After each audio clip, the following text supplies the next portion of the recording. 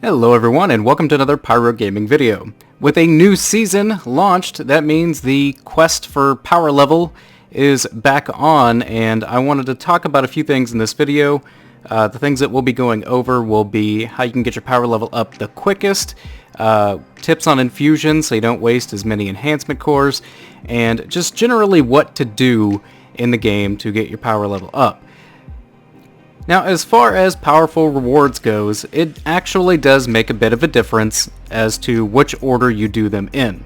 And I'll give you an example here. If you go and do the strikes, you can expect to get a +1, +2, something in that range. But if you go into the EDZ and you do Scourge of the Past, you can expect to get a +7 all the way up to a +10 from your drops. But there's only 4 drops in here. Alternatively, in the Dreaming City, if you pop into the Last Wish raid, you can expect to get between a +3 and a +5, somewhere in that area, although the +5s are really rare. I think I've gotten 1, and I've ran this 3 times the past 2 weeks, so 6 in total. They're typically around +3, maybe +4, something like that. Dreaming City stuff, this is, all the stuff that Petra offers, your blind well completions and all that. Those are going to be around +2, just like everything else. For the Gambit stuff, Gambit Prime and the Reckoning do seem to drop +3, +4. And lastly, Crucible, about the same. Now, as far as the weekly Gambit bounty that you can get from Drifter over in the tower, that's about on par with everything else. You can expect a +2, +3. And same goes for Ada with her weapons and her armor piece after you forged 2 powerful frames. That is another +2, +3. This one is really important, guys, because this is the only one in the entire powerful reward system that you actually get to pick what slot your powerful gear will drop in. So this week I think she has the bow, the auto rifle, and the sword. So you literally have a kinetic, a special, and a power weapon that you can choose. You have one for every slot, so save these until you need them. So for example, if I am looking at my gear here, I have a power weapon that's 694, a threat level that is 698. This is my lowest weapon. I'm currently 692, so I know that Ada's powerful weapons will drop at 693 or 694. So if I go get that auto rifle, I can get a +3 out of this.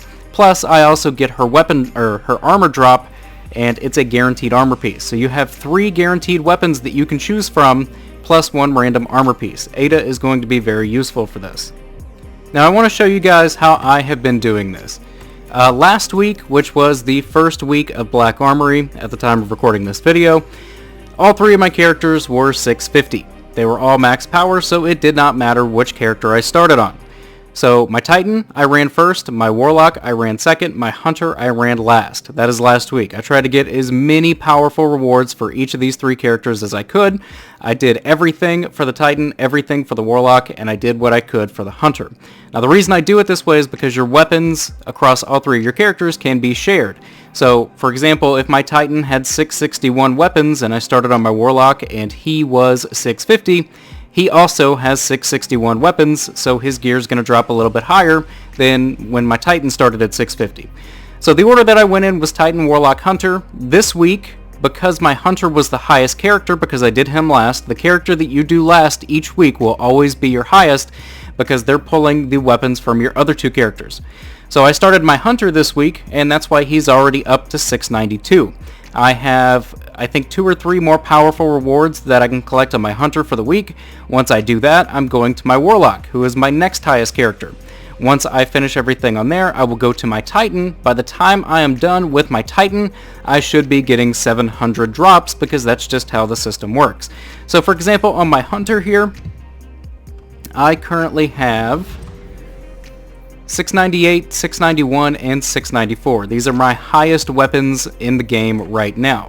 So whenever I go to my Titan, for example, and I'm actually going to back out and show you Destiny Item, or Ishtar Collective, I'm sorry, but Destiny Item Manager also works the same. If you look here, down here at the bottom, max power is 678. So while he's still carrying all these 650 weapons, he's actually still getting credit for the weapons that I have equipped on my Hunter. Same for the Warlock. And I've said this a lot of times, and every time I say it, people want to argue with me. This is directly from the person at Bungie that designed this system. You do not need to have your most powerful gear on a character to have a count. You don't need it to have equipped. You don't need it to even be on that character. I can throw all this stuff in my vault. I can keep it on my Hunter. These two will still pull from the weapons. Now for the armor, obviously a Titan cannot wear a Hunter's armor, so the Hunter power level for the armor is not going to help my Titan or my Warlock at all, or any combination thereof. But, like I said, the weapons will still count. I don't need to swap these around. I don't need to equip them on these two characters.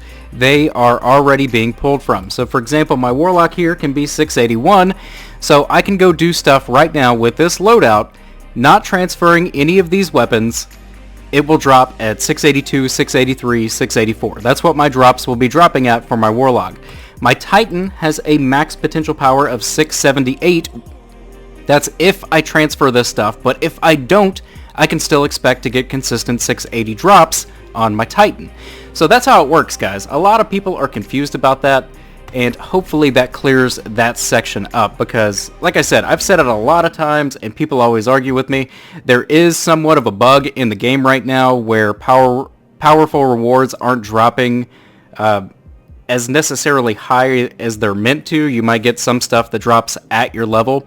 But I promise you, okay, I absolutely promise you that if I go get on my Titan right now, my Titan has all of his highest stuff equipped, and he is 671, but because of the weapons that I have on my Hunter, he will get 680 drops. I 100% promise you that that is how this works. Now, the last thing that I want to leave you guys with is Infusion.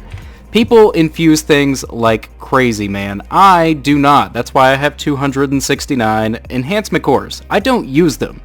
Okay, now look, on your characters here, as far as armor goes, don't infuse anything until you're getting max power drops. It doesn't matter, man.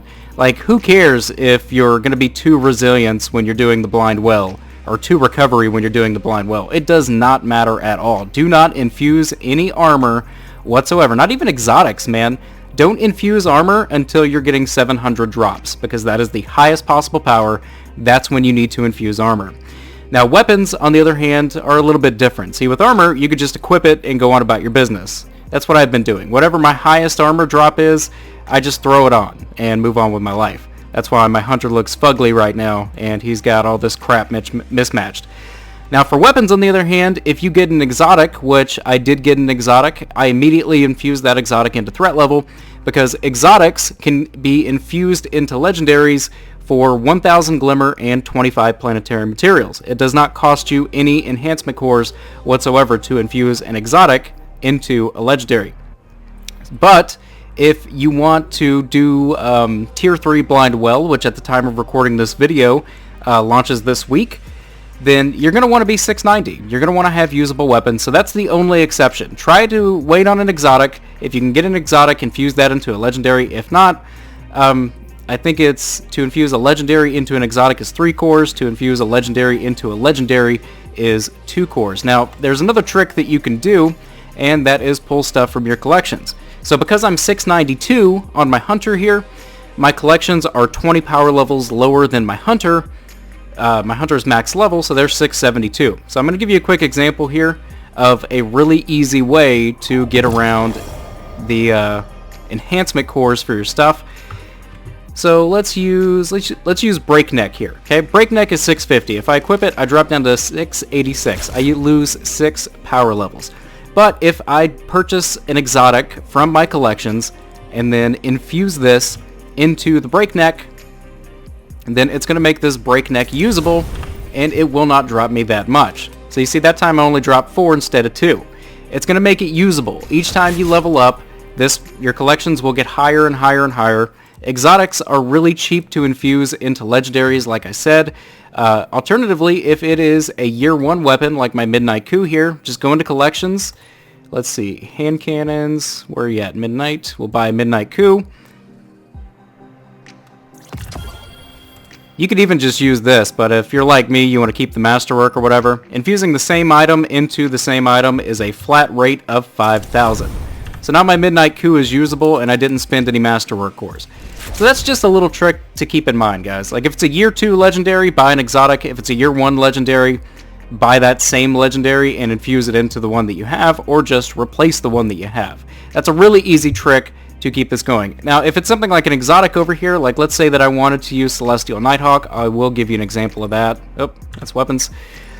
So if I wanted to use Celestial Nighthawk, first off, I need to go to the right thing. There we go.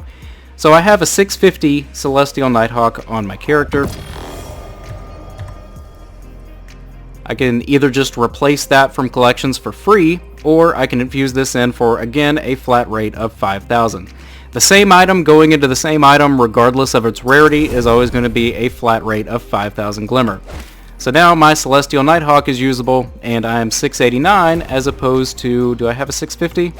687. So yeah, that's just a little trick to keep in mind, guys. You don't have to spend your enhancement cores on every single thing that you get. You don't have to infuse everything. That's the main reason that people are so upset with enhancement cores, and I'm going to be honest with you, if that's what you're doing it wrong. Like, just don't spend them, and it's not a problem at all. And, I mean, I masterwork my stuff, man. Like, I got a lot of masterwork weapons here. I got a lot of masterwork, well, I don't have any masterworked armor on my hunter, but I masterwork most of my shit that I use all the time, and I've never been hurting for cores. So keep that in mind, guys. Drop a comment in the box below. Let me know if you have any tips or tricks that I did not mention in this video, and I'll talk to you guys in the next one. If you enjoyed this video, click like. If you're new to the channel, click subscribe. And if you are already subscribed, I fucking love you. Thank you guys so much for watching, and take care.